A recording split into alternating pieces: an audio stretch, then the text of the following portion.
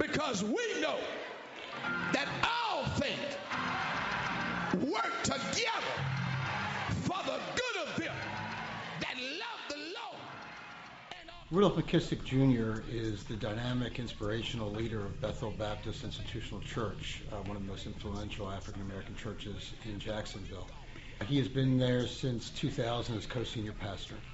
And part of what makes him such a dynamic speaker is his voice. About a year ago, he started feeling tingling in one arm, and eventually through some doctor's visits, he found out that he actually had problems with his back and other issues with the spinal cord, and had to undergo surgery. Part of that involved moving some of his vocal cords. As a result, the doctors not knowing that that would occur, his right vocal cord was damaged. Preaching is the totality of theatrics, it's the totality of vocal projection. And so for me, to not be able to project, or to not even have now that upper register vocally to project, is tantamount to just utter depression. I was having tingling in my arms. They gave me steroid shots in the shoulder, didn't work. And so finally my doctor said, let's get an MRI, because he pushed down on my head and it sent the tingle through my arms. Never had any back pain. It didn't stop me from preaching, didn't stop me from traveling. Within the course of this year, it got worse, it got more often, and then it started to go numb.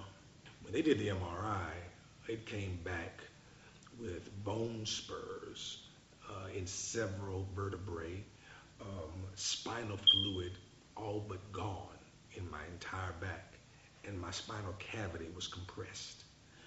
They said I was lucky because a month or so beyond that, they would not have been able to do any surgery, and I probably would have been paralyzed from waist down. So they said there would be a surgical procedure, 5 hours, cutting me on the front and the back to do all they needed to do. It ended up being 12 hours, because when they cut me open, they discovered that there was more damage than they thought. Mm-hmm. So it ended up being 6 hours of surgery on the front, flipped me over, 6 hours on the back. And so he sent me to see a throat specialist, and the left is not going over the line, because what happens is my voice will start off strong like it is today. By tonight, I'll be hoarse. Really? Because the left vocal cord is doing all the work. Mm-hmm. And it's like any other muscle. If you're working out with it all day, it's just going to give out. So this procedure is going to bring that up.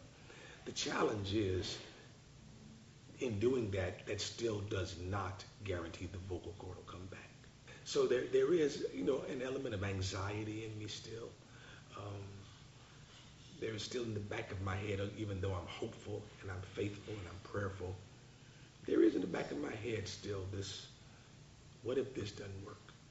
I keep telling my dad and various people who call, I'm excited and anxious at the same time for Thursday, because I won't be peaceful until I open my mouth, try to project, try to sing, and hear it for myself.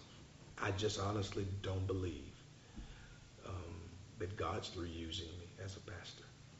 I don't believe it. I ain't seen him preach yet, but when God gets through with me, I